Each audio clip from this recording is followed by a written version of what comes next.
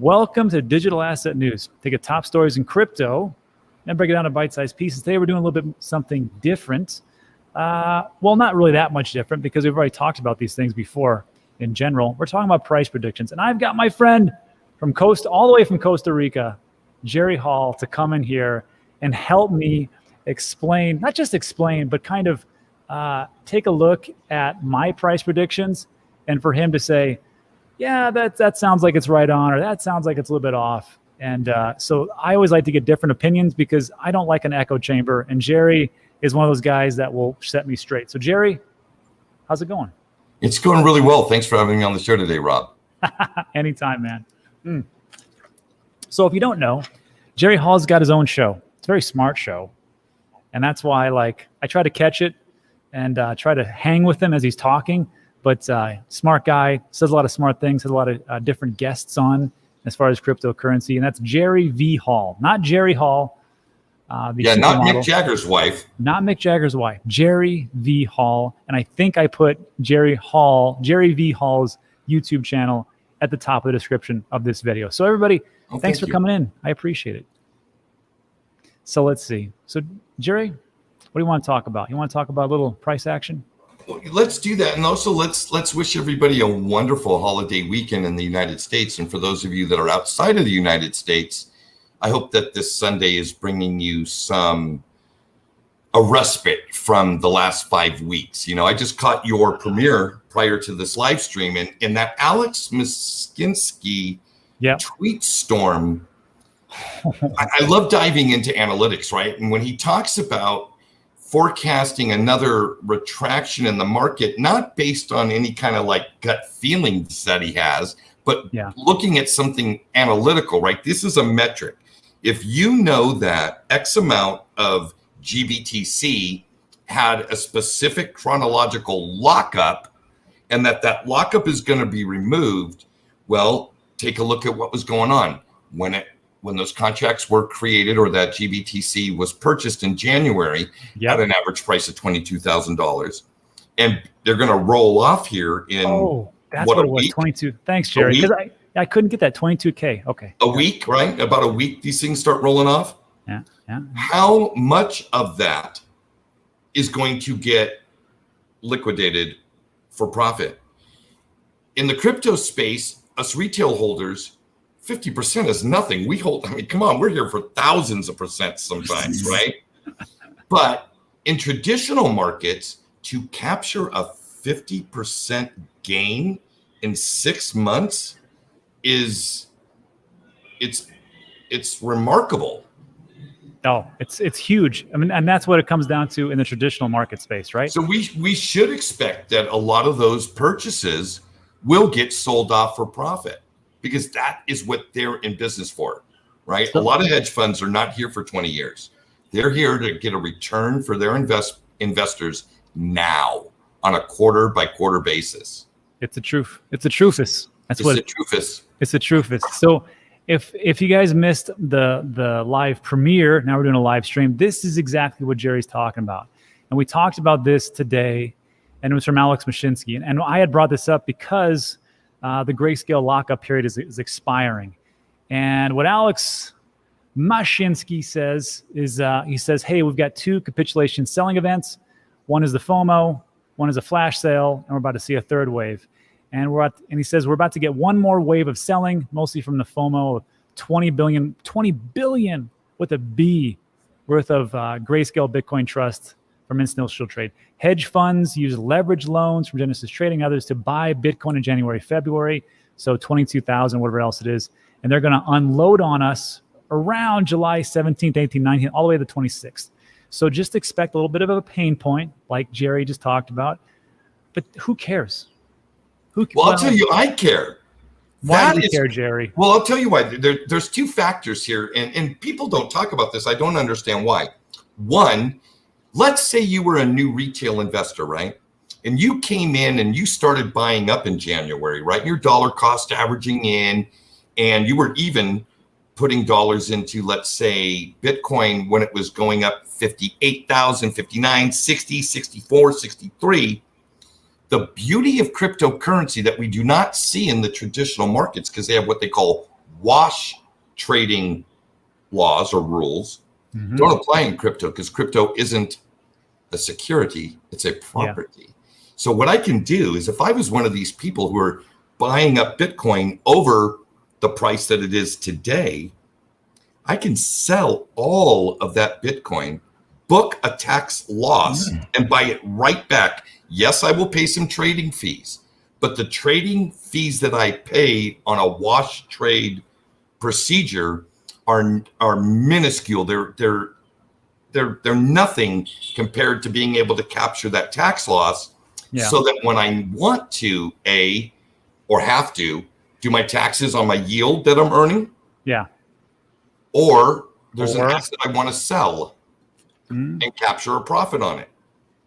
So tax loss harvesting is a big issue. Then the other element of this is to think about, okay, if this thesis that Alex from Celsius is rolling out is true, and I believe he wouldn't say it if he didn't have concrete facts, this is the time to be stacking USDC in anticipation of a $29,000 Bitcoin, right? So if I'm already dollar cost averaging, I'm not going to change my principle or my habit or my commitment. I'm just going to change what asset I'm dollar cost averaging into. I'll dollar cost average into USDC, stack some of it. If Bitcoin hits $29,000 or whatever if it's lower than my average cost per Bitcoin today, then I am actually making a smart investment. It's a good buy. What do you think of that? No, I think it's a good thing. The thing is that when everything starts to go down, if you want to stack your USDC or just stack your dollars on the sidelines and go, okay, once this hits, then it's buy the dip, right? It's buy the dip in a different way. But the thing is, though, is like there's been so many damn dips. I'm all dipped out. I got dipped here, I got dipped there, I got dip. But I do got yield. I am earning yield, and I can convert portions or a percentage of that yield into USDC to build a little stash-a-rooney in anticipation of a July 17th crash-a-rooney. A little stash-a-rooney and a crash-a-rooney. Jerry, before I forget, Jeff asked a pretty good question. He goes, are the people, are they selling their Grayscale Bitcoin shares, or are they actually selling Bitcoin? Let's see here. Well, it would be the GBTC shares. Okay. Yeah. However, here's an interesting dynamic of GBTC. If people don't understand, it's a fund, and its mandate is every dollar that comes in through the purchase of their shares is to buy Bitcoin. GBTC itself never sells the Bitcoin. GBTC itself has no exit. That's an interesting point. Not a lot of people understand that about GBTC. But how this can affect the price of Bitcoin is if the shares sell off, then you get the traditional market bleeding over into the crypto market. Understand? Got it. It's not a one-to-one relationship. Ratio? Yeah. So that is that little part, and it bleeds over, just like how we see equities bleed over into our space. And that's the problem, if you want to call it like that, of all the traditional players getting into the space. We were so happy, and we're like, damn, well, if the equities go down, then we all go down, because what's liquid 24/7, 365? That's right. All right. So everybody, welcome to the show. I see we got Alex, JDO, Gerd, Chef, Steve Wallstad, DC present. So anyhow, let's get Jerry. You want to do some price predictions? Let's predict some prices. So, and then JDO always asks this question. He's like, how do you come to your price prediction? So for me, what I do is there's a Ouija board. Now, seriously. So what I do, what I like to do is, first of all, I take a look at the tokenomics and I say, okay, well, how much does this apply? So let's just take some of the craziness that is Shiba Inu, okay? You're talking to quadrillions, all right? And when people are talking about it's going to $1 or it's going to 20, I'm like, you're a moron. It's not going to go that high because there's so many different tokens. You got to look at that first, right? And then I just say, if I look at it, and I want to take a look also at the history, especially with Bitcoin, and we'll get to the Bitcoin and all the other old stuff that I had before, but I want to start a little bit differently and talk about things like that. So I take a look at the old, how it's hit its all-time high just for this year, not all the way together, but just in 2021. Because some cryptos actually in 2017, they were higher than in 2021, which is kind of crazy, but it is what it is. And I look at that and I go, is there still potential? Is there still competition? Is the team still together? And are they actually forging forward and actually doing something? And I just take a look at fractals and just overlay things and see how it goes. Now, other people like Jerry have a little bit different, and he will explain his whole apparatus and how he does it, but that's just how I do it. So we'll start with basic attention token. Okay. So I think it's a great project. I think that in the future, like there's only so much that we can actually sell away and give away as far as our information. Facebook screwed us. Can we just agree? Facebook screwed us and they sell all your data to all the different people. Well, the great thing about basic attention token is that you can put up with that and you can actually get paid in basic attention token. I think there's going to be more competition, but look, it's only, when I say only, it kind of sounds weird, but it's only 1.5 billion. The BAT browser has had a lot more different people come in, a lot more. And I think it's at an all-time high. Its all-time high was at $1.55, but the actual user base is growing every day. The price today is 60 cents, so it's down, oh gosh, I mean more than half. And I just looked at it and I go, well, if it's $1.55 in April or May, when we start to see that parabolic run up, everything starts to go, I can see $3. Jerry, do you own any BAT? I do. What do you think? I love the Brave browser, and it was one of these projects that when I looked at it and I was trying to forecast its quote unquote network value, its adoption rate through downloads of Brave, right? That's how I do it. I look at how many new people are downloading the Brave browser. That's kind of my network gauge. How big is the network growing, right? Mm-hmm. It's really small. And it's not compounding at any kind of great rate. So I look at that as a project that's 2, 3, 4, 5 years down the road as far as really getting any scale to it. And that is going to probably be due in large part to people's understanding of how things are monetized and what monetization is. And do you want to take control of monetizing your time? Or are you going to allow these platforms to make you the product by putting ads in front of your face? So it's just kind of this. I don't think a lot of people are hip to this. I mean, it's real easy to reel up against Facebook and go, they steal our data and they do this and they do this. The whole this is all commercialism, man. You know what I mean? Everything, there's nothing for free. So if you're watching a YouTube video and you think it's free, it ain't free. Somebody's paying for it. You know what I mean? And if it doesn't cost you anything, then that means you're the product. Yeah. You're the product. So Jerry, what do you think about $3? You think that's too crazy? This year I do. Mm-hmm. This year I do, but I do think that it is going to be one of these tokens that is here.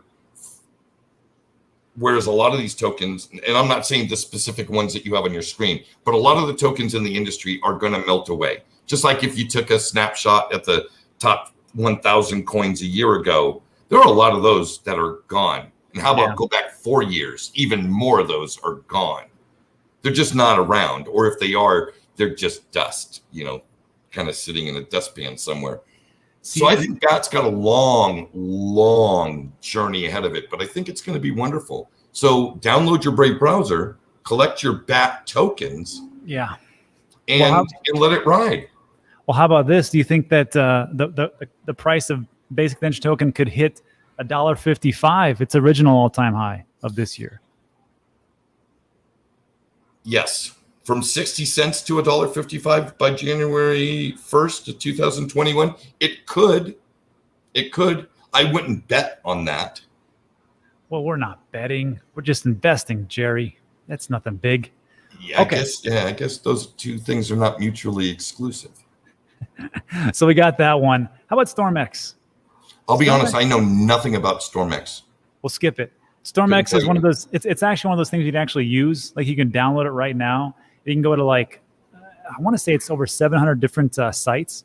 And when you buy things like Nike, it's a shopping incentive, like a lolly or something. Yes, and then you get crypto back. You can stake it. They just got a nice little partnership with the Portland Trail Blazers, the NBA basketball team. Oh, sweet. So, yeah. So it was at 20 cents, and I thought, maybe go to 50 cents. So, but I think tokens like they're literally just a digital extension and with more functionality, right? More functionality than a loyalty reward program. And look at how well loyalty reward programs have been over the last 15 years. Yeah, airline miles, cash back, dun. What people don't realize is that they're paying for that up front, but it doesn't appear that way, right? Yeah. So I think it'll do well. If anything that incentivizes you is going to have some footing somewhere. Yeah, it took a bit of a tumble when it lost Walmart because Walmart has gone in and out with them. So if they get Walmart again, I think it could definitely do that. And it's a good company, good team, Simon, all that stuff. So I'm going to look into this ST.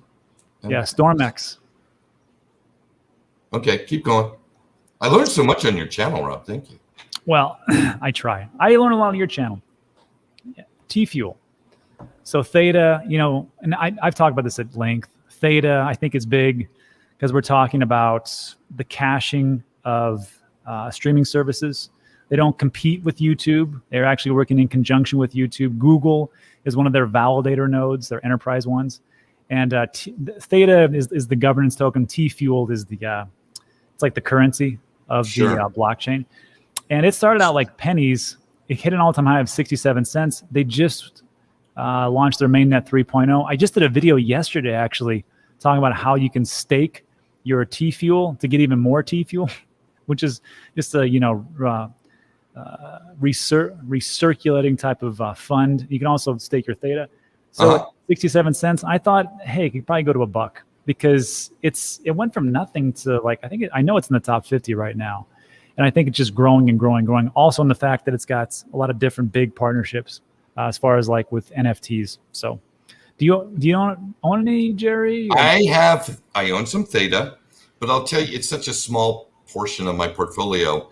Here's the thing. I've placed some bets on some tokens that represent apps that have a possibility of reaching 1 billion users. Theta is an app that has the possibility of reaching 1 billion users. Audius is an app that has a potential of reaching 1 billion people. But I was around and eyeball deep in the XRP army back when Cinnamon Video came out. Cinnamon. And the whole concept of the Cinnamon Video platform was, here we are going to monetize this network by directly funding content creators. What a great idea. It never really did anything. It didn't, because it was competing with YouTube. That's why, I think. Well, don't you think Theta's kind of going to compete with YouTube? No. Isn't that the whole premise? No. Because, Theta, the actual governance token, the whole thing about that is, sure, you can stream on Theta and you can stream on YouTube. But really what Theta is really doing is that they're allowing, because even Steve Chen, who is the founder, one of the founders of YouTube, even on the website, and he's one of the advisors. He says, this is great. And I talk about this because, think about these huge data centers that Google has. They're super expensive. And he's like, it's really hard to get out this information for a 4K. Just HD. Forget about 4K. HD, 4K, 8K, whatever comes up, 100K, I don't know. What would be great is if they could use these decentralized nodes throughout the entire globe.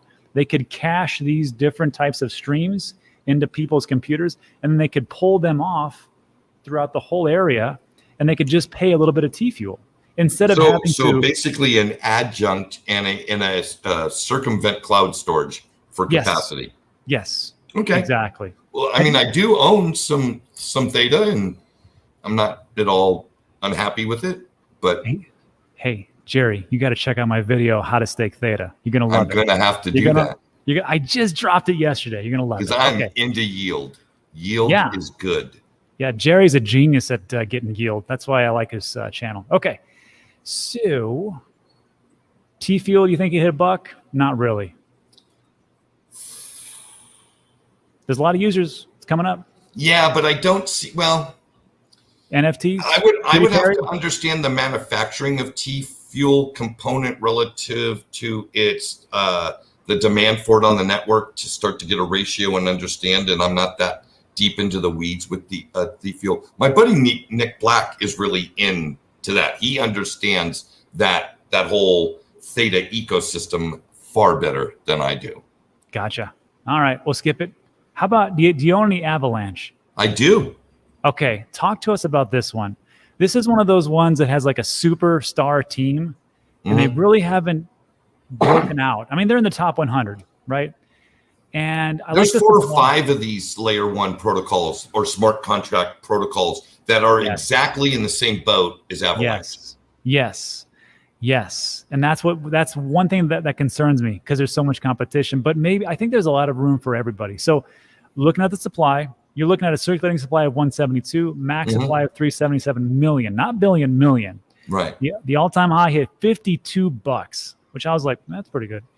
Today's price is $12.50. So even I think it could at least go to 50, but I said, you know what? I think go to 50 plus a little bit more, especially as everything heats up between Ethereum and Cardano. And then again, like you said, the layer 1 solutions like an Avalanche, maybe even a Tezos, who knows? But that's what I got. So where do you see this going this year, Jerry? Wow. Great. Here's the thing. Although all of these layer 1s, and there's a whole bunch of them we can put in the same exact like basket, if they don't get a gap out that makes it easy for people to use the DEX. Yeah. No. Because here's the thing. What is the appeal to a DEX? Well, for most people, it's the ability to have one concrete asset generate a new asset that will hopefully appreciate or hold value. Yeah. Right.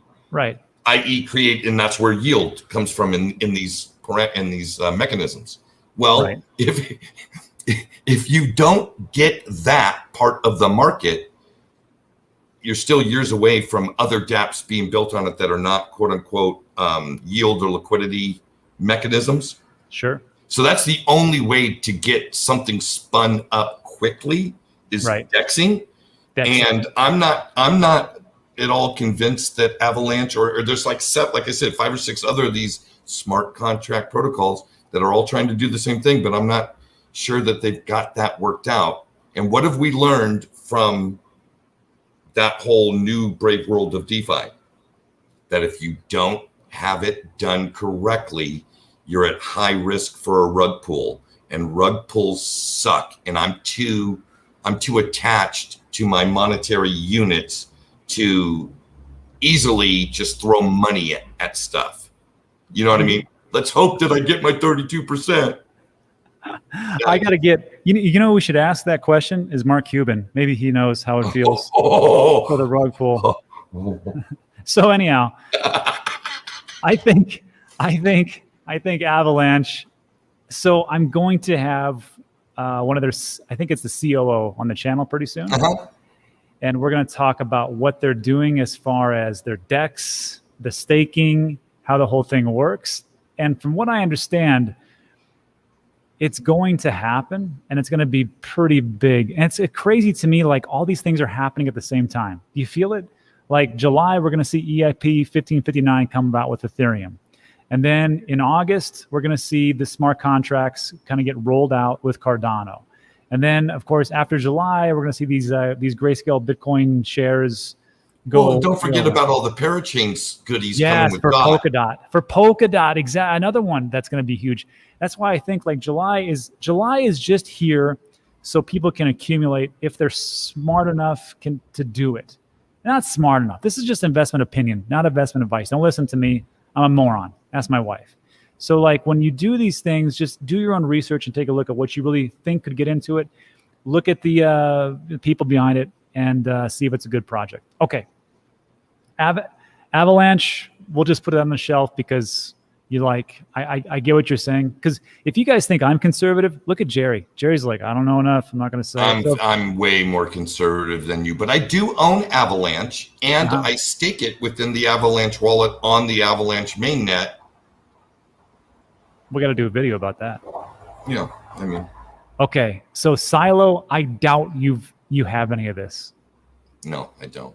Okay, so for those at home, but I will look into it. Because if it's in your portfolio, it's worth I would be ignorant to not investigate.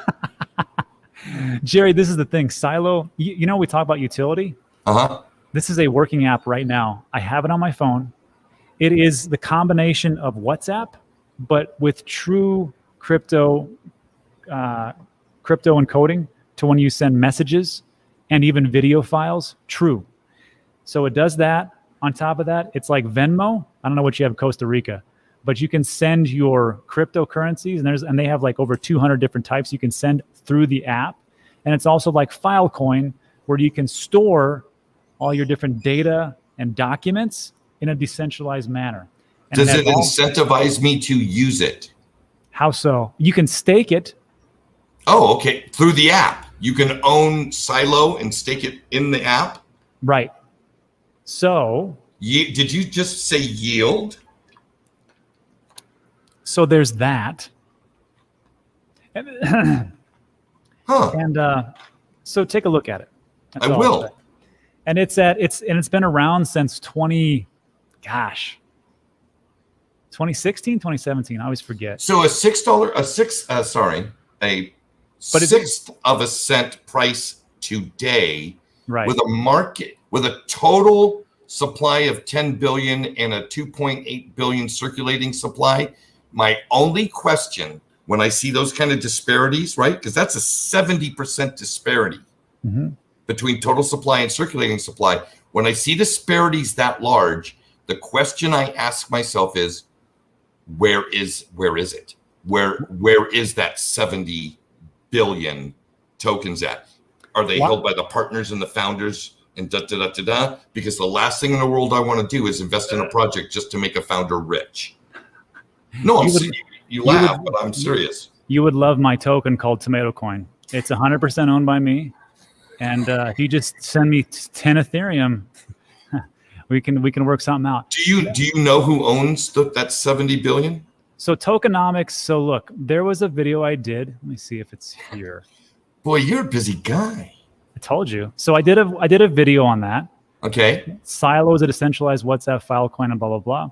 And it was lockup periods. And I forgot the tokenomics specifically. I'd have to watch the video. God, it was only a week. Okay, well, I can find some of that info out right here on CoinMarketCap. Carry on. You're doing a great job, by the way. Thanks, Jared. So check that out. And then we'll go from there. But I thought it was all about lockup periods. And I actually had two of the founders on, and they explained the tokenomics. And it seemed legitimate. So let's see. Where am I? What is going on? Okay. So Silo, there's another token called Cent. I have to skip it because I don't know enough about it. I own it, and it's because it's a friends of the show, Alex Mascioli and Trade the Chain. There's announcements apparently coming out, but they're not coming out yet, so I'm going to skip it. Solana. Another one of these, elegant, technically advanced layer 1 protocols or smart contract protocols. Is this the one it's got, as far as like throughput, transactions per second is like 5,000 or 50,000 TPS or something? Bodes, easy interoperability. And of course, like every other, we are going to have the most wonderful DEX in the world, and we're going to have liquidity provision X, Y, and Z. Come on over to Solano and stake your Luna and whatever else you want to put on here. And we'll create 25,000 coins, and we promise you won't get rug pulled until you get rug pulled, and then we'll apologize on Twitter and move on to the next thing. We'll move on to the next rug pull. Are you telling me that Solana's a rug pull, Jerry? No. Is that what you're saying? How dare you? I'm saying that as an investor, it is important to be cautious with any of these things, because remember, a lot of these entities have been running fast and breaking things in the hopes to get something to market. And you know what? When it comes to my money, I don't want my money in the wild, wild west. I'd like it in something that's been engineered properly, that the bugs have been worked out before my money went into it. And I'm conservative like that. Now, will I miss out on 25,000x returns on some of these projects? Yes, I will. I'll be the guy sitting there only making 700% a year. I'm sorry. You know what? And this is the thing that kind of, it doesn't. Hey, Kelly. Hey, Kelly. It doesn't make me, it kind of makes me mad. Like on Twitter, like people are like, Rob, you got to get into this project because it's going to 10x or it's going to 1,000x or whatever else it is. Rob, you got to do this one and you're a moron if you miss it. And Rob, you got to look, I can't get into all these projects. I've only got so much. I mean, I don't know how much money you think I've really got, but I don't. So like and this goes for everybody. If someone's not into your project, it doesn't mean that they don't believe in it or they don't think it's going to be great. It's just that they've got their own projects to pick. I mean, geez, Louise, we've got 10,000 different cryptos out there. It's pretty tough to get into every single one of them. So if someone's not into your project, just let it go. Let it go and be like, well, I think it's great and it's going to be good. And then just find the people that agree with you. And then you can guys talk about how great whatever this project is that you're into. That's all I can say. It's kind of annoying sometimes when people are like, you really should get into this. It's so awesome. Like, I can only get into so much. Anyhow, that's my little rant, Jerry. Okay. Well, I think everybody's like that, right? Everybody should have an understanding of what capital that they can deploy into the investment world, and then understand what categories they should, from a strategy perspective, invest in. This is my overall. This is just the quick kind of 10,000 foot looking down. I invest in Bitcoin as a store of value. That's pretty much it. I'm not going to get rich off of Bitcoin. I've got a large portion of my portfolio is directly into layer 1 smart contract protocols, because I believe those will be the platforms that applications that reach 1 billion people will be built on. Yeah. And then I've got some utility tokens. Like Nexo, Celsius coin. I think I don't have any Voyager, but I think it's a wonderful coin. Coins that add value to its ecosystem in a big way. Yeah. Right. Celsius coin adds a ton of value if you are on the Celsius network. The Nexo token gives a tremendous amount of value to somebody who's on that network. Those are utility tokens. And there's a bunch of them. And I have a few. Yeah. And then I got some wild cards, what I call lottery tickets. I've taken a little bit of yield from this and allocated it to that, and I let it sit there. Yeah. And hopefully it's, I generally don't ever invest in anything that I can't stake or get some yield on some way, shape, or form. Right. But this is how I've invested in Decentraland, my BAT investment, all these things. I've taken yield from existing mechanisms, diverted that over into an allocation into this asset, and then found a place to put that asset so that it can generate more of that asset, creating its own little dollar cost averaging mechanism. Yeah. Staking is going to radically change my exit strategies and I'm going to release another one, because there's so much yield to have for all these different cryptos. I mean, imagine this. Imagine if you could be, you watch this video at the very forefront of everything that has to do with crypto and digital assets, right? Imagine the next 20 years, what's going to happen. I mean, look what happened in the previous 10. Bitcoin went from pennies or nothing to $64,000 at its all-time high. So imagine these other ones and what's going to be built on them. So if you're looking at generational wealth, some of these things, maybe it's not a great idea to get rid of and just kind of go, you know what? I'm just going to stick half of this and just start staking it. Now, they all won't stay around forever. But imagine if you get like a nice staking rewards over the next 5 years over some of these. Why not? Well, one of the wonderful things that we get to do with these projects is read white papers and understand the premise or the mechanism, right? Yeah. Like, case in point, Cardano. 45 billion total. Yeah. There will never be more than 45 billion, right? Do you know when they will exhaust that? When the mechanism itself, the protocol, will no longer generate any more Cardano? No. It's like 100 years from now. Oh. Well, so if you understand, in other words, you can stake your Cardano and return a Cardano token back to you, not transaction fees or any of these kind of things, for another 100 years. I know. This is an important factor when I'm looking at how I'm going to structure and hold things short-term, long-term, etc. Remember, Bitcoin does not have a yield mechanism unto itself.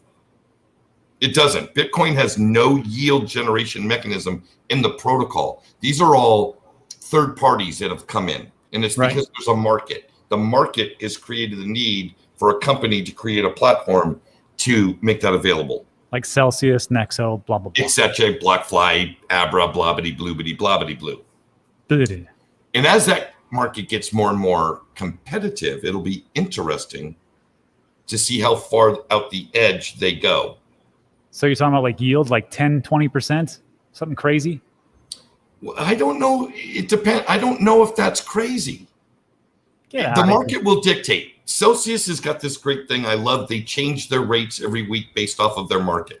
Yeah. I think Voyager does something very similar. Nexo will soon do the same. All of Abra does the same. Where I think it's going to be interesting is in the, not so much the yield generation, but on the dollar side of it, the borrowing side of it. Like, I don't know if you've realized, a 10% loan to value ratio on Abra. So if you have $100, you could borrow $10 for 0%.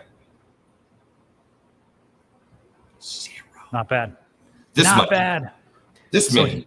This many. Yeah, I know. Pretty good. Pretty great, right? I keep taking you off the prediction thing because you can see I'm not a big prediction price guy, but let's keep going. We're good. So Sue asked a good question, and I'm just going to jump around a little bit.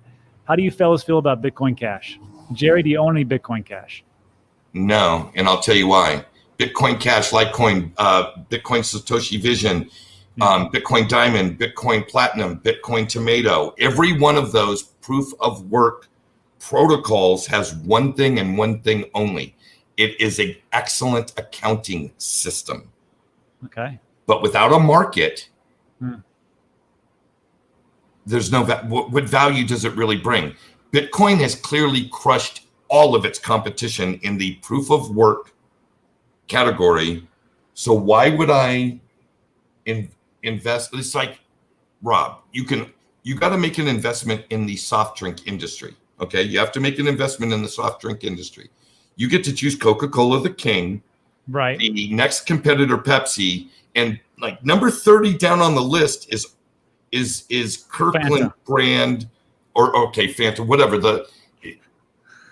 Where are you going to get the most returns from? You're going to get it from the king. You're going to get it from the one with the largest user base. It's the safest. But what if there's like, just devil's advocate, like let's just say you go to like Fanta and all of a sudden like, hey, we're going from Mexico, or we're going from America, we're going to branch off into Canada and Mexico, and we're going to make a big run because it's so down. Look, we just signed a deal with the Teletubbies. Right. So like, you never know. Like it's one of those things, and that's where these altcoins come in. So me personally with Bitcoin Cash, this was my prediction on January 7th. It was $480.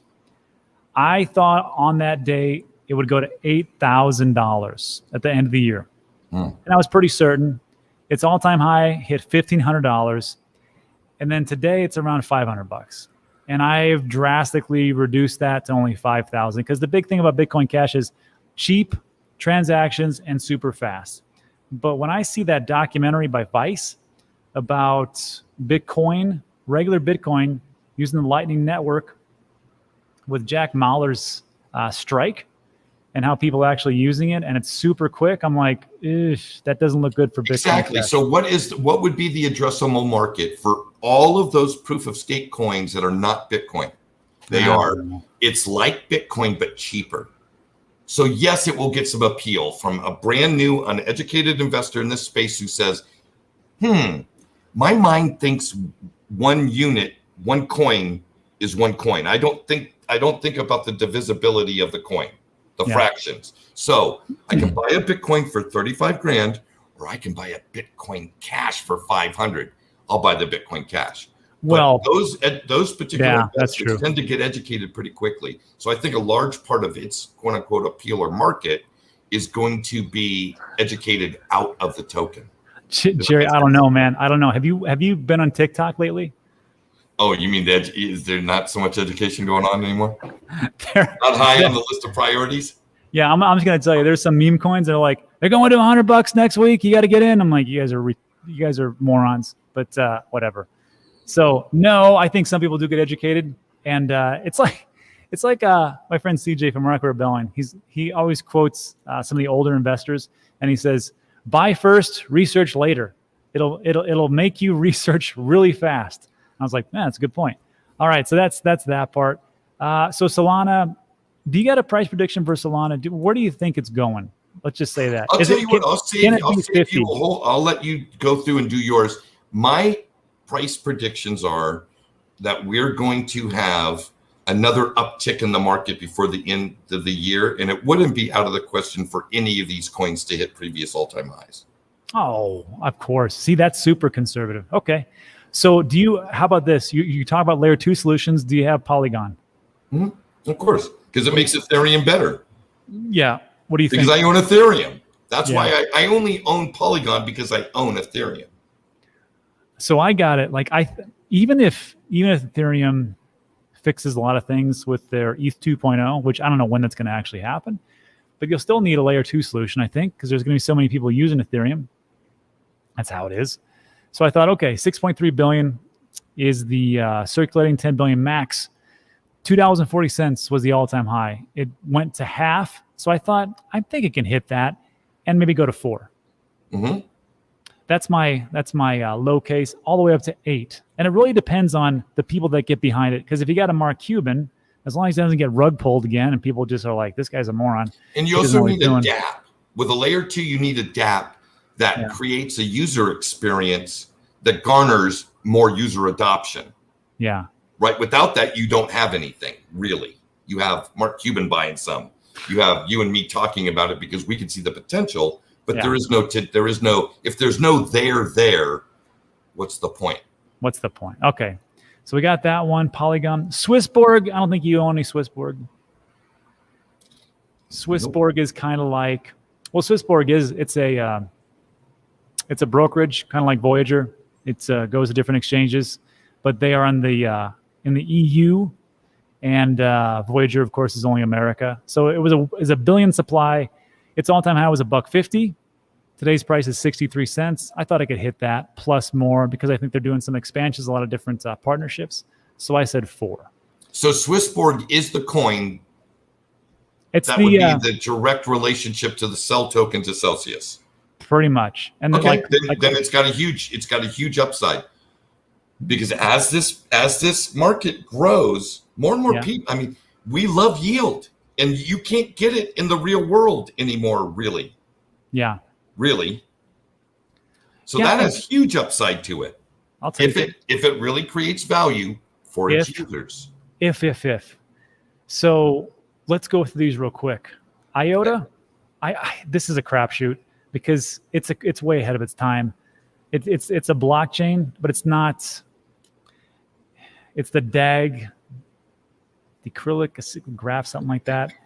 2.7 billion circulating supply. All-time high was 250. Now it's 84 cents. I think it could double to $5. BTT. I'm gonna buy some when Iota is embedded in my robot maid, who can pay my robot Uber driver and pay my robot what do they call it? Uber Eats guy, and all that Internet of Things is paying. You know, the non-human actors are having their own economy. Yeah. Then I'm in. Until then, I'm passing on. There's other things to put my money into. BTT. I'm going to skip this one. It's file sharing type of thing. But you know what? Really tough. How about Filecoin? Love it. So what do you think? Because I think there's a huge, just like we talked about with Theta, there's a huge market, I think, for getting rid of these data centers that first you have to have the actual land, then you have to build the facility, then you have to have the servers, then you have to have people that run it. Why don't you just do it in a decentralized way and be able to I don't think they'll get rid of those. I think what they're going to do is use as an adjunct, exactly, right? A supplement, an add-on. Right. And there's a huge market for Filecoin because business and the expansion to digital is just this ever marching march forward. I've used the same word 3 times in the sentence. Yeah, I think, and just like DNB says, Filecoin's a great buy because it was way higher before, wasn't it? I want to say, yeah, what? It was $212 for the all-time high. Now it's at $60. No, Filecoin, the concept of Filecoin is monstrous. Will the execution produce value for its investors? That's always the name of the games. But it's not a bad idea to have some exposure to Filecoin now. I think $300 is. I think we can hit that, especially with when people start to get in. And where is it? Where is Filecoin listed? Is it on Coinbase? I will tell you exactly where Filecoin gets listed. Thanks, Jerry. I got to do a video on that one. Let me grab some questions here. Filecoin will get targeted as a security? Debatable, maybe. Very debatable. Hey, Celsius is a security. Seems to work out okay. So you got Binance Global, Coinbase, Gate.io, and Huobi Global, just to name a few.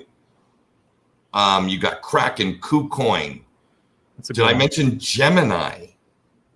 Oh, how about Bittrex? I mean, it's everywhere. It's everywhere. Yeah, you can't swing a dead cat without having access to Filecoin. Perfect. I like that. So there's no excuses for any of you out there not to have at least one Filecoin in your portfolio. Chi-Town XRP takes your advice. He says Filecoin is Coke and BTT is Pepsi. I can see that. I love analogies. Those are good analogies. Okay, so we got that one. Hey, so this is, I know you own this one because you talked about it. Mana. Oh, dude, close your eyes for a minute, Rob, and let me take you on a journey. So just suppose, right, all these incredible online businesses that you've been an entrepreneur around this for a long time, whether it be creating tutorials and things for the medical world, even your YouTube channel. Let's say people can put on their glasses or plug into their computer and go into the virtual world and with a coordinate, go to your store and be in a virtual experience where maybe over here you've got the virtual the Dan doing Bitcoin 101, but right over here in this corner of the store is you doing your video, doing your explanation of Filecoin. And then over here at the desk is you, your avatar. You're really there doing a consultation with a client, but all of this is going on in a virtual world. What? Yes, it's happening. It's coming. Yes. I don't know if I can wrap my head around that, Jerry. Well, then don't buy any mana. But no. I see. I already did, and it was like someone explained to me. It's like that Ready Player One show or video or movie that came out. They go, imagine this, Rob, in a world where everything is coming through, and everything is virtual, just like we talk about with land itself. The next evolution is to buy space in the virtual world. There are going to be so many different ones, but usually if you have first mover advantage, a lot of the times that's the one that people want to go to. So you're going to buy this virtual pieces of landscape, right? And that could be like, so you'll have like a Central Park version, but that in the value alone. And then you're going to have some like, real junk places. But imagine getting some really good ones, and people want to actually put billboards there. They want to actually advertise. They want to sell virtual commodities, virtual e-commerce, NFTs, and everything else. I was like, okay, I get that. So, like, how about virtual casinos? Yes, that's another thing they talked about. Because imagine, there's a lot of different places that people love to gamble, don't they? My friend Alex Mascioli loves to gamble, and I will just tell you this. There's places that you can't gamble because it's not legal. But if you go online to a virtual world, slip your headset on, and be like, "Ooh, here we go," and then you just start gambling away your mana. I think that'd be big. That'd be really big, scary big. I think that'll be one of the first major monetization elements of that whole what they call megaverse. Metaverse. But I honestly believe that what you grew up with, marketing through a website-based approach to things, is going to morph over into, you're going to market through a metaverse system, and it'll be obviously it'll be a much more inclusive user experience. Yes. Which will benefit your users, your potential clients, and potential customers, et cetera, et cetera, et cetera. But yeah, don't be surprised if Amazon has lots of territory there. Don't be surprised if Alibaba has tremendous amount of territory there. Yes. Imagine that. And then they have big money. They go where the eyeballs are. Right? Big money. They're the biggest money on the planet. Yeah. Name me a company larger than Amazon. This is true. Okay, so we got that one. How about, thanks, Grant. It is the greatest. I keep derailing you, and I apologize. No. These are good discussions, because like the things that, when we talk about mana, I didn't really get it. I got a piece of it, but then there's another piece to it. And I know there's like 10 more layers to it I don't get yet. That's why, again, invest first, do your research later. Sometimes that's what I do. I'm not telling that's what you should do. Investment opinion, remember, not investment advice. Digibyte, since I've gotten into crypto in 2017, man, everybody talked to me about Digibyte. It's going to be the next big thing, and you don't understand and how fast it is and blah, blah, blah. I'm like, whatever. Sure. I bought Digibyte. This is probably one of my most knee-jerk buys, because I've been hearing about it for 4 years.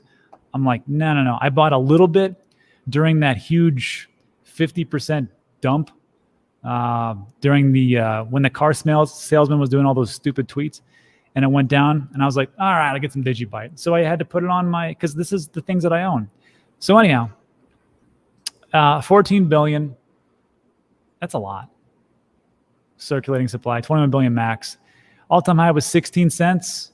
Now it's at 4. I thought, well, I'll throw it a bone, a quarter. Do you own any Digibyte? What do you think about it? You don't even care about it. It's a payments token. There are places where, they have created commercial relationships. I know for a fact that you can use Digibyte to purchase from some of the fast food restaurants in Venezuela. Okay. You know what I mean? And if it is less volatile than a country's currency, then right on. But it is a proof of stake protocol. It requires mining. You can't validate the Digibyte network without nodes and validators and miners. And it just seems to be a whole, with XRP, XLM, XDC, Strike on Bitcoin, the payment space is getting so crowded with this technology that it's going to be very difficult for anybody to say there's going to be a winner in the payment space. I think it's too early to call. No. Yeah, but there's so many things to go through that. So I don't know. I don't have any money in a Digibyte because I see it just as another one of these proof of stake mechanisms trying to do something that it isn't. Proof of stake is not a great mechanism for payments. Yeah. Number one, that's like the biggest uphill, or what you call headwind. Yeah. For Digibyte. Obi, thanks for the donation. Appreciate it. People say it's a good coin. I'm gonna hold on to it. We'll see what happens. Yeah, if you own it, why wouldn't you? Yeah, right. Okay, so we got that one. Where are we here? Now we come into Meld. So let me move this. Let me get this out of here. So the last two are Meld and World Mobile Token. So Meld, I did a video on this, and it was the last one 4 days ago. Meld is crazy because what it does, hold on real quick. I am going to be checking out that video directly after this live stream because I just got turned on to Meld, and I am huge into yield, as you know. And it's crazy because as it was described to me, let me pull this up. Can you see this? Yeah. So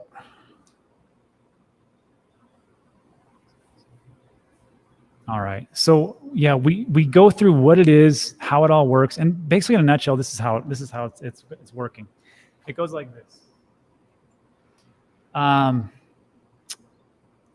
It's going to be like a Celsius, but it is decentralized Celsius. Decentralized Celsius. Running on the Cardano network, right? Yeah, exactly. See, Jerry, that's all you need to know. So it's described like this. Let's say you're like, I need 50 grand. Okay, cool. Well, let's say Bitcoin's worth 50,000. They're going to say, give us 2 Bitcoin because you need to collateralize a 2x. We'll give you $50,000 in fiat. It's instantaneous. It'll go there. And then we're going to take those 2 Bitcoins that you give us. We're going to use that as a liquidity provider for our MELD token. And you're going to be earning in MELD. And we're not going to do anything. We are not going to give it away like a Celsius or like a Nexo does, but we're going to use that to actually gain some yield for you. We're going to take a little bit of that though as well, but most of it's going to go back to you, and we're going to be able to pay off your loan for you. The mechanism of the collateral to pay off your loan for you. Yeah, which is insane. If I was like it was hard to when he first told me, I was like, that makes sense. So then we talked about it and we did some nuts and bolts. I'm like, okay, well, I can see it. But again, it's new, and this is it's something interesting. And then the last thing that was interesting was that, and I'm not saying that this is something you should get into for you at home. So you have to understand that this is brand spanking new, risky, as all cryptocurrency is. Digital, this is investment opinion, not investment advice. And I will just say that the coolest part about it is that they have what's called an ISPO. And an ISPO is an initial stake pool offering instead of a private sale, meaning that anybody throughout the entire globe can get into it and not have to go through AML, KYC type of stuff. So how this works is, and I've already put a good, not a great chunk, but a pretty good chunk of Cardano, because it's run on the Cardano blockchain, into their stake pool, which is called MELD. And they have so you're actually staking your ADA into an ADA stake pool, and that particular stake pool, all the ADA that it generates from the ADA network is going into its coffers, and it's going to give you its MLED token, right, instead of ADA back. Right. So I was like, well, that's not a bad deal, because let's say for some reason it's a rug pull. Okay. Well, that sucks. But at least I didn't give them 10 ETH or 100 ETH or whatever craziness. And I'm just going to lose a little bit of my rewards. I'm going to get a lot more in MELD going forward. But I think to me, it looks like a legit project. It has a really good team. You can watch the video on it. And again, just go over to Dan Clips and it'll be right there. But this is, Jerry, this is one of my fatal flaws, which is that I believe that everybody's like me. I don't think that people are, by and large, scammers, everybody. I think if you really want to really make a lot, if you're looking to make a lot of money, why would you just scam everybody out of it?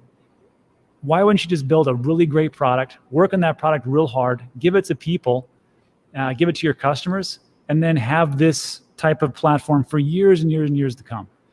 Well, because one requires commitment over a long period of time, and the other, the first one only requires a little bit of ingenuity and an exit plan.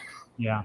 See, like to me, that's my fatal flaw, and I always have to tell myself, Rob, you have to understand, some people suck. That's how it is. Now, I will say this looks promising, though. Yeah. I'm not saying, and to think about it, when you do risk reward, right? Yeah. If I'm not taking money out of actual US dollars out of my normal investment routine, I'm just applying a little bit of yield that I would have been generating from Cardano and diverting it into a new token position. There's no downside. You don't lose. Like, let's say I took 5,000 Cardano and pointed it at the MELD staking pool. Yeah. I'm still in control of that Cardano. That 5,000 Cardano, it's in my wallet, my private keys. That's what's great about only Cardano. The delegation rewards that are coming back to me in the form of the MELD token. Yeah. I first got wind of that mechanism with Sunday Swap, and I think it is a wonderful mechanism to help bootstrap a project and reward early community members. Yeah, it's crazy, right? And so real quick, let's take a look at how much they've actually accumulated for their let's do that. So there's a website, and I always forget it, so I always have to go to my website to get there. Not that we're trying to plug Dan Teaches Crypto, but it's an excellent website. If you haven't signed up, get the free newsletter. Well, Jerry, I am the king of the shills, so I am plugging it as I do both these things. So go to danteachescrypto.com, 100% free. I made it 100% free, so everybody can just go there and learn things. I don't really, just go there and learn. This is how to stake your Cardano. I made a nice video, very quick. And if you're not staking your Cardano, why not? It's just sitting there. It's 4 to 6% APY. Why not? It never leaves your wallet. There's no slashing fees. You can undelegate at any time, at any moment. Doesn't really matter.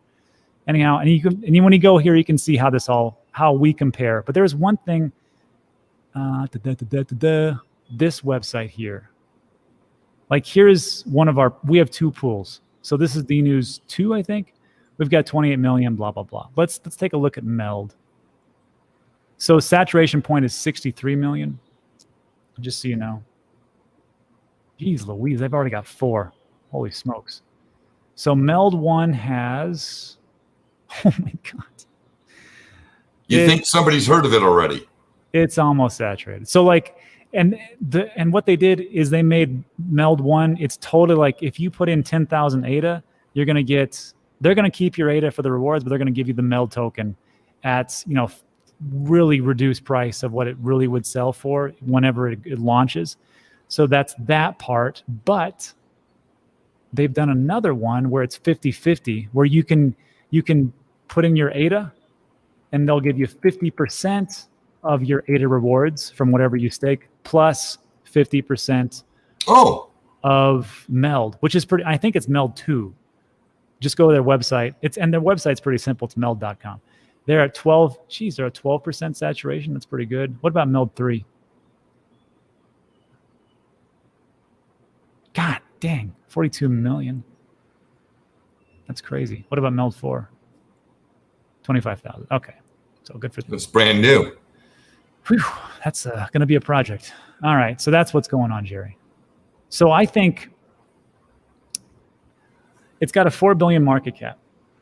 4 billion circulating supply. So if we just look at, first of all, what it does, it's going to be built on the Cardano network. So it has to wait for the smart contracts to come through in August. With what it's doing, what it promises to do, it could be massive. I just said, I don't know where it's going to start, but a quarter, I think, is somewhat conservative enough if it has this much hype around it already. So I can see doing pretty well. So I've gone into it. Investment opinion, not investment advice. Do your own research. I'm not telling you to do it. I'm just telling you what I am doing. And that's what I got for Meld. That was almost like a pitch. Interesting. Right. Tomato coin is fake. How dare you? All right. So our last one is World Mobile Token. And this one, I think, is going to be pretty big. Jerry, you've heard me talk about this one, I think, right? I've looked into it. I love it. I loved the idea, which created more research into it, only to come to find something that scared the poo out of me. Oh, let's hear it. What do you got? Look at the tokenomics.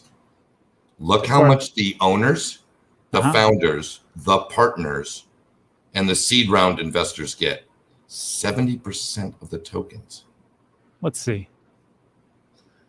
World Mobile. So the seed rounds, actually the seed is going on right now. It's a 2 billion total. Take a look at token distribution. It's kind of scary.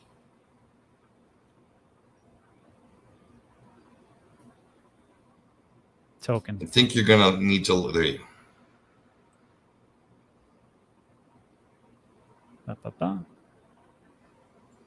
But, Jerry, remember... I love the idea. Don't get me wrong. I think it is so cool. Yeah. to create a telecommunications network from a grassroots and build it up versus having a monster company come in and blanket an area and therefore take everybody in that area hostage to their rates and their and no way to monetize anybody within the system. It's just an extraction. It's an extraction of value mechanism, where this is when you can build a network of actual on the ground people, you're building value in the community as well as providing wonderful services and Yeah. I think it's a great idea. I just did not like how much the founders and the partners were receiving. Look at it. Add up all those wonderful little things. So like, let's say like node operators, that's 30%. That's a lot of. Who are the nodes? Can you fire up a node? Yes. Yes, I can. You need 100,000 world mobile token to be an Earth node. Exactly. So do you have, how do you get 100,000 world mobile tokens to fire up a node? Well, you have to buy the world mobile token. How? I can't buy any right now. Well, first of all, in Costa Rica, I don't know how it works. Americans can't do it because we're screwed out of these types of things, right? Exactly. But there's other places outside of America and Costa Rica where they can buy. I've heard that's true. I heard there is a larger world than the U.S. and Costa Rica, but I can't confirm that because I haven't been there. I don't believe it because I'm an American. Okay, 29 for the node operators.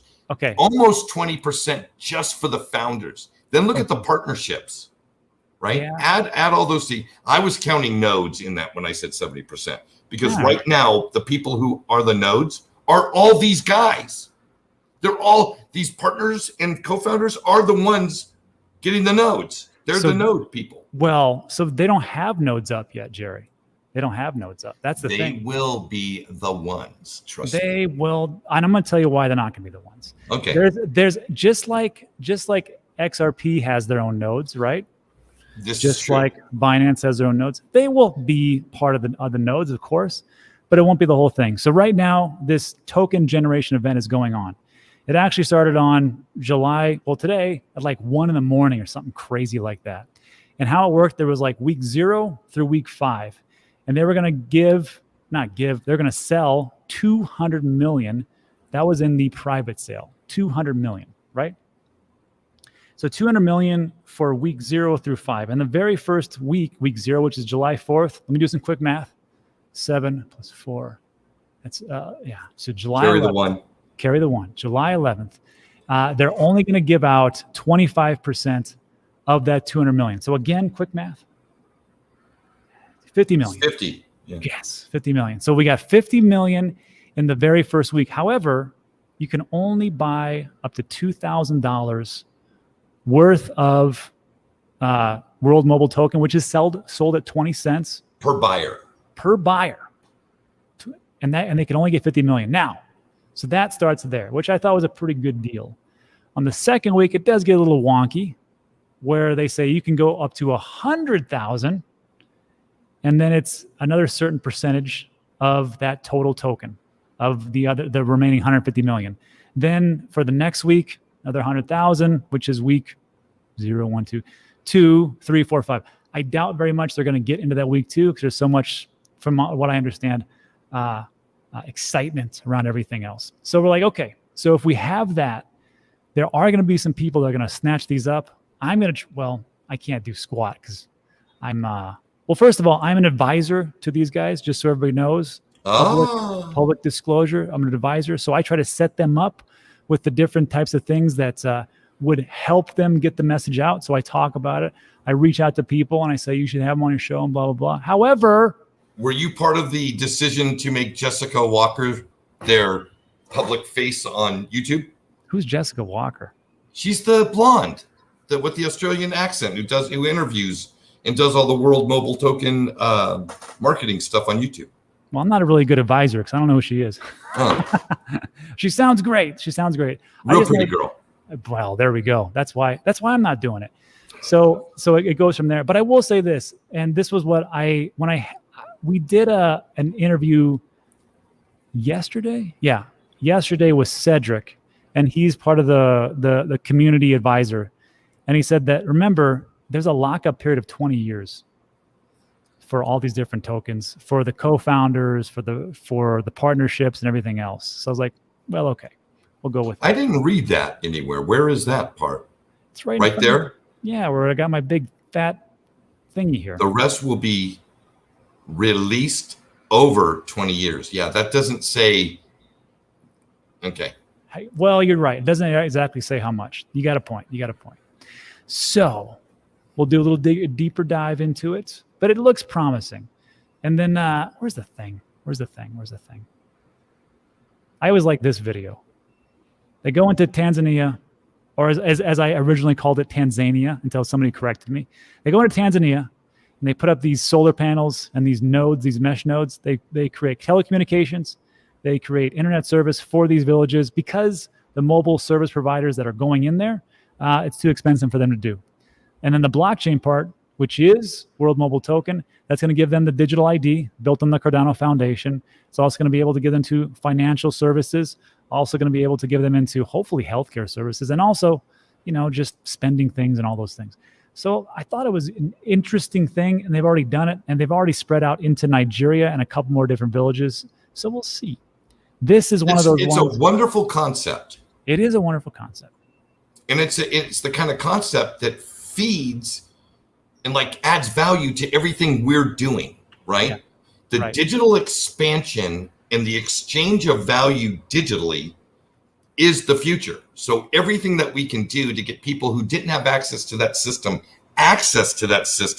benefits us indirectly and directly. Yeah. And then Lawrence has a good question. He says, whoops, that's not it. Who thinks Ada is doing it right? Well, I think they're doing okay. Crypto Caddy says, no way they are building their own network. Who owns the cables under the ocean? So here's the thing. The cable operators and all the different cables that go there. Let me share this screen. These cable operators, they can get them to part of the village. That's true. But they're not going to go to each individual hut and build them out because guess what? It's way too expensive. So the fiber optics are there, but to give to every single little house like you would do in the North America or the EU, where they put cable optics and fiber into each house, this is not happening. That's why they do that thing. So that's like their last mile. Okay. Rob, please have crazy for CryptoZone. Dave, yeah, if he ever stops sitting around in his green screen and actually gets on the show. I've asked him 10 times. He's always, I'm busy. So we'll see. I like Dave, but he's too busy for me. All right. So what's the next one here? I think that's it. That was your deal. I had done something for you, just a quick kind of math equation kind of thing that I'm I'm using myself for forecasting. It doesn't have much to do with the actual dollars, but it does have everything to do with the premise. If these are digital monetary networks and their value will be derived by more and more participants on the network, i.e. like a Metcalfe's law kind of premise. Well, we have the advantage in these blockchains of having scan explorers, being able to look at new wallet creation, new activity, old activity, et cetera, et cetera, et cetera. So if we just look at, let's take Bitcoin because it's kind of the big daddy, right? Everybody talks about Bitcoin. If Bitcoin's adding 4 million users a month, which is 1 million a week, and we look at that relative to the existing network, right? So we're doing by the end of the year, right? So by December 31st, Bitcoin could grow by 42% at a 6% a month clip. Okay. Right? Right. Okay. Right. So we would go from our 150 million users to 240 million users by December 31st, 2021. What can we extrapolate that user base will consist of? Is it going to be primarily retail, primarily investment capital? Because obviously investment capital tends to bring more dollars to a monetary network than a retail investor can, right? Right. So we just look at what the participation rates have been over the last year and move them forward to these new expanded numbers. Right. So kind of on the back of an envelope, I'm looking at Bitcoin, hitting $80,000 by Christmas and hold, having that be kind of the benchmark. I'm sure there'll be some overshots and some corrections and up and down, but I think if it's fair to say you could add 42% to the entire market of the top 20, 30 coins. 42%. I like that. From where we are right now. Right. Okay. And have that be kind of a general rule of thumb and see how far over or how far below. That's how I do it as a forecasting mechanism. Okay. So for the slow people like myself, say that one more time. Add 42% to whatever the coin it is that you like right now. And that more or less most likely will be the end of the year price. Based off of looking at networks, not other components of partnerships or news or who tweeted this or who tweeted that. So 42% from the price right now or the all-time highs? The price right now. Right now. I am a little bit more, you know what, Jerry, you are the most conservative guest I've ever had. No, that's good. That's good. That's why I want you on the show. I am now the moon boy. I am now the one that's going with the crazy predictions. So Bitcoin is at, what is it, 35,000? 35. I think it's going to around 100 and 130K by the end of the year. Well, wait, maybe are we talking about two different things? Are you talking about an all-time high it'll hit and then it'll retrace back to, in price discovery will bring it below that? Or are you talking about what you think the baseline price will be? No, baseline value. Not baseline value. I'm just talking about where we can expect or potentially see for like a pretty high price for a particular token at any time during the 2021 calendar year. That's what I was going with. And then Martin says, Dan, can you ask Romo token to add Jamaica to their KYC country? I can ask. I'll tweet at them, but they don't really respond to me too much. But I can always ask though. Interesting. Yeah, I'm going to stick to my prediction. That way, I would rather have a conservative math-based forecast than a hopium type thing.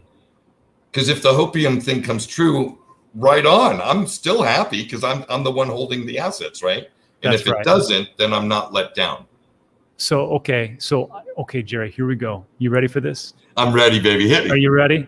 Well, first of all, everybody follow Jerry over on his channel. You cannot miss his thumbnails because they're the exact same all the time, except for he's got different dates. He does it every Friday night.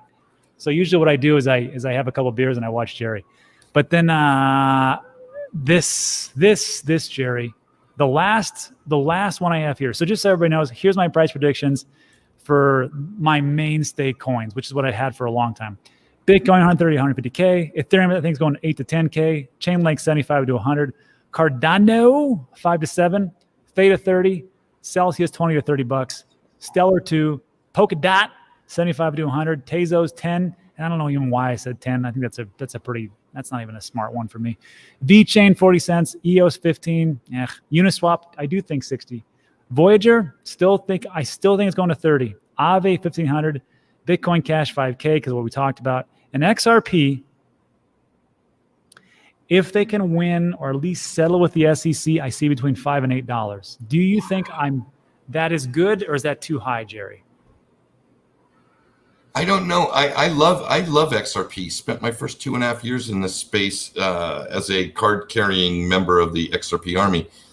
I can't get past the IRS treatment of XRP until it is, in the eyes of the IRS, deemed a virtual currency, not a piece of digital property. Yeah. I don't think XRP has a strong price for appreciation. When you look at how much Ripple owns, yeah. When you look at the tax treatment of any digital asset as a payment mechanism, it's not. And like stable coins are the only digital asset good for payments. Yes. If you're in the United States right now, and until that changes, nothing's changed. Nothing's changing. I don't know. I don't care how many people in Cambodia are sending money back to Japan using XRP. It does not create the value proposition. It's got to be US dollars. We're the largest market in the world. And until the largest market in the world gets into the payment space with a digital asset, And it ain't going to be XRP with the tax treatment. So, okay. Well, so Jerry, think about this. We just covered this today. Brian Armstrong had a little trip to Washington, talked to Jerome Powell from the Federal Reserve, talked to Nancy Pelosi, talked to everybody else. Do not give me a thumbs down because you hate Nancy Pelosi. Give me a thumbs down because the video sucked, not because you hate Nancy Pelosi. Right. So he just talked, Brian Armstrong just talked to her. And the whole thing was to see, what about this digital dollar? Let's say, devil's advocate, they're working on a digital dollar right now and they release it in the next, 12 months. What happens then? Do you think XRP could be used, or would the CBDC of the digital dollar just kind of supersede that, and then we would just use that? Until XRP isn't deemed as a asset, yes, that can be taxed for capital loss or capital gains, right? It is not a payments coin. I'm sorry, not for the U.S. market, not for the largest market in the world. Yeah, we are the largest consumer market in the world by far. Nobody, mic drop, nobody even comes close. True. Here's a question. Okay, go ahead. Yeah, no. So Warren Butler, thanks, Warren. Hey, Rob, do you think China's ownership, quote unquote, of Africa in the form of trade could derail Cardano, thus forcing Africa to accept the digital yuan? I'll take this real quick. So you have to understand, what is the digital yuan? The digital yuan is essentially a CBDC. So that is what it's for payments, essentially. What is Cardano actually bringing to the table, right? They're going to bring the blockchain, it's still the same thing, but smart contracts, a digital ID, a form of payment to get into ownership, even if they could actually record land on the blockchain itself. That's the whole thing for the smart contracts as well, as also to get into finance and even healthcare. So can the digital yuan do all those things? No, it can be a payment type of service. Would they actually come in and force them to say, you must use the digital yuan? Yeah, maybe. I suppose so, if there's that much trade. But here's the question, though. We get a lot of our imports from China. Do you think we're going to use the digital yuan? Are you out of your mind? America will never, ever use the digital yuan. I mean, I just talked about this before. We were close, either we did it or we were close to it, banning TikTok because we didn't want these types of services, this type of program, this type of app that could infiltrate America and start to steal any kind of data. And I remember Trump was talking about it a long time. We're going to ban TikTok. I don't know if they did it for a while. They didn't do it for a while. But can you imagine China coming in and going, you're going to use a digital yuan and we're going to get all your information. And that's what you're going to use for trade for us. First of all, yeah, right. This is what we really should be doing. And I'm going to go off on a rant for a little second, is that all the different manufacturing that's being done in China needs to come to their own countries. And we should get out of China and bring it all the way back to wherever you're from. Bring your manufacturing jobs to the country that you're in. It'll build all those things. We've gotten too fat off the land of exporting all our jobs outside, bring them all back, make the manufacturing jobs there. And then, because I remember that thing, all the masks we had to use for this COVID-19. I don't care if you believe it, if it's true or not, we still had to wear masks. We couldn't even make masks here in America, especially in New York. Didn't have the supplies because we had to get it from China.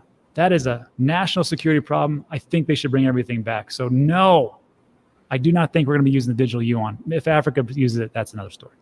That was a long one. Sorry, Jerry. What do you think? No, here's the thing. Back when you and I were young, really young. That was a long time ago. And, in the 80s, and we were finishing our schools and some of us were joining the military and protecting this country.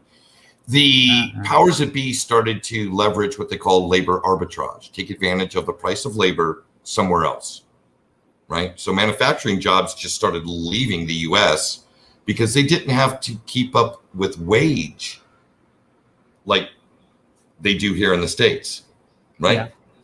And so we were really cool. We were really happy with exporting all those things, because we had all this other wonderful stuff to generate growth, right? Called debt. Yeah. We had an entire population that was willing to take on debt instead of create a good or a service. Right. I mean, we were just, hey, let's just create debt. It's so much easier than actually having to build a factory and get materials and build something and pay people to build it. We can do it over there for a lot cheaper. So anyway, long story short, we'll see how all that turns out. This digital asset space is going to level the field for a lot of people, but we have to remember this. 80% of the world's debt is denominated in the US dollar. The US dollar is not going away. Digital assets do not present a threat to the US dollar because I've never seen a company's balance sheet say they took out a loan in the digital yuan. They're taking out US dollar loans. Yeah. And until that whole mechanism changes, the US dollar is not giving up the king roost on the currency hierarchy. No, I don't think I think it's here to stay for a while, but things seem to accelerate as time goes on. So, I mean, who knows? It could take, you know what? China is invested a tremendous amount of money in infrastructure in Africa, Latin America, and throughout the Pacific Asia region, right? Mm-hmm. And when you are a huge investor in infrastructure in a country, you have a say. You do have a voice. And if they can start nibbling, and that's all it will be, is nibbling away at the US hegemony. It'll take your lifetime and my lifetime for the balance of power to swing. So that's nothing going to happen overnight. But that's what China does, right? Play the long game. They play it better than us. They do. Yeah, they do. We're so based on these election cycles and policy cycles of 2 year, 4 year, 2 year, 4 year. 4 years, that's all we can think about. We have a very short time frame, that's for sure. It's the Kardashian effect, I think. All right. Jerry, what else we got? Is that it? I think that might be it. I just want to commend you on your show. You think you're the king of the show. I think you're very inclusive. You have a tendency you have a much wider scope than I do. You're hearing about, and you're always out looking and interested in the new thing. I'm just trying to protect the little bit that I got. You know what I mean? And grow it a little more. Spoken like a true multimillionaire. I will just tell you that. I'm just protecting the little stuff that I got. Jerry, the whatever. Little scooch. My little slice of heaven. That's why you're in Costa Rica, baller. Last one, it says, Jerry, if you like yield, look into TOSDIS. I don't know what that is. Yield farming and staking as a service for new projects, much cheaper than PCS. Only 100K. Ethan, BC, and Arapa. Okay, so if you're into that type of stuff, there. And then how about this? I don't even know what FTM is. I don't know. That's how out of touch I am.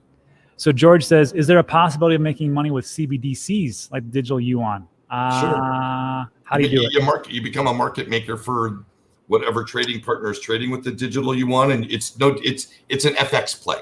It's a forex trade. That's all. Forex. It'll be a forex trade. You got to be a liquidity provider, and that's the big thing. But you usually have to have two pairs, right? Whatever it is and whatever else it is. So like Bitcoin and digital yuan or something like that. I'm not going to. Exactly. I will not touch that though. No, that's just me though. Red-blooded American. I'm a patriot. Hey. Speaking of which, it's the 4th of July, Jerry. What are you doing? You know what? They don't celebrate that down here in Latin America. Well, what are you doing? That's what I was saying. I'm celebrating with you.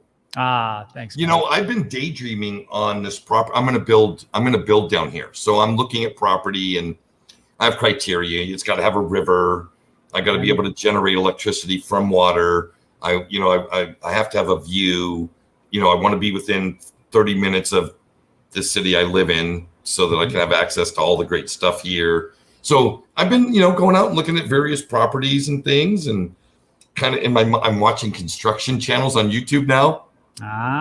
Watching guys build stuff and getting my ideas and sketching out stuff and learning about learning about hydroelectric power generation and but Jerry, but the thing is, like, you got your little modest place and you got your pops there, you got your dad, he likes where he's at, he's all set. He'll love the place I'll build for him. He will. You know how it is. As you get older, you get curmudgeoned. You're just like, hey man, here's my friend George, Pollo Loco, 47% more hope. Hello, Pollo Loco. Hello. But yeah, man, I'm anxious to see what you build and what you make. That would be interesting. That will be. I'll have you and your wife down. We'll do a D-News week, because I'm going to have a compound. There'll be bungalows and a big rec center, and we'll come down. We'll have a vacation fun investment course. It'll be just a ruse to have a big celebration. But we'll get a whole bunch of your listeners and followers down. Okay. Right? Okay. The 5 people that follow me on YouTube will come down. and we'll just do a whole thing about, looking at, how do we further our investment knowledge in our careers as a community, not as I know everything and I'll teach you something. It'll be, hey, let's come and share. And what better place than go down to Jerry's in Costa Rica? You're half an hour from the beach, right? People like beaches, I hear. Beaches. I'll be growing my own grapes. We'll make our own wine. Okay. Hello. Sounds good. We'll do all that. All right, everybody. Well, look, we've gone an hour and a half, and I hope that answered a lot of your questions that we went over. So I'll try to put the timestamps in, but basically, we'll just sum it up like this. First of all, go check out Jerry V. Hall YouTube channel. You cannot miss his thumbnails. They look exactly the same. It's every Friday nights. You can't miss it. And you don't tune in for the production value. Tune in for the content. A lot of smart stuff. Here was all of my different predictions. Jerry pretty much poo-pooed all of them because he's super conservative, and he won't moon boy just like I do. Bat to $3. Bat to $3. Storm X 50 cents. T Fuel $1. Avalanche $75. I think that's conservative. That would not hurt my 2 feelings. cents. Yeah, cent I couldn't say. Solana $200, Polygon 4, Swissborg 4, Iota 5, 2 cents for BTT, $300 for Filecoin. I think that's one we did kind of agree on a little bit. Yeah, big time. Mana $1. I mean, I don't see how it doesn't. What we just talked about. Digibyte 25 cents a throwaway. Meld $0.25. I don't know. That could go anywhere. And World Mobile Token, when it actually gets released, it's 20 cents right now. I don't see it not hitting $1, but I could be wrong. And this is all investment opinion, not investment advice. Do your own research. And also, we talked about Bitcoin briefly. I thought it's going between 130 and 150. Alex Mashinsky thinks it's going to 160, and he actually called it right in 2020. He said it's going to 30K, and he called it when it was 7,000. So I might be the low baller here. Ethereum 8 to 10K, 75. Cardano $5 to $7. Theta $30. Celsius 20. Stellar 2, Polkadot 75, Tezos 10, 40 cents VeChain, 15 EOS, $60 Uniswap. That's kind of moon boyish. Voyager 30, that's a little moon, but I still think it's going to make it. Aave $1,500, Bitcoin Cash 5K. I might have to redo that one. And XRP $5 to $8 if everything goes right with the SEC. And I really do think, Jerry, that they're going to settle and just pay a fine. That's my thought. Oh, I think Ripple's going to win the case. See, my whole thing about XRP is not about Ripple. It's the IRS. I want to be real clear. I love XRP. I own XRP. Oh, I know you do. But for XRP to do what Ripple is built for RippleNet to really add value to the world and really just crush it with that coin, they need a tax treatment that does not view it as an asset. It has to be viewed as a virtual currency. And the IRS doesn't care that FinCEN has already in court declared it a virtual currency. So if the SEC comes out and declares it a virtual currency, that doesn't mean the IRS has to view it as a virtual currency until Congress tells them they have to. We'll see what happens. Write your congresswomen and your senators and your congress people. Write them. Tell them I want XRP as a virtual currency, not a digital piece of property. Change the IRS tax treatment, please. Or we'll vote you out. We'll vote in some other crypto-friendly person who's going to have their whole campaign on Decentraland. Oh, imagine. And we'll have virtual popcorn. Virtual billboards. Virtual town hall meetings. All right. Ooh. Yeah, see? Can you I get it. Imagine the first politician that does that. Baller. It's happening. All right, everybody. So hour 30, that is my limit. That is it. Thanks for stopping by for the whole one. I appreciate it. If you liked it, give it a thumbs up. If you didn't like it, the thumbs down is broke. And but also consider subscribing. Check out Jerry Hall. And that's it for today. Thanks so much, everybody. See you on the next one.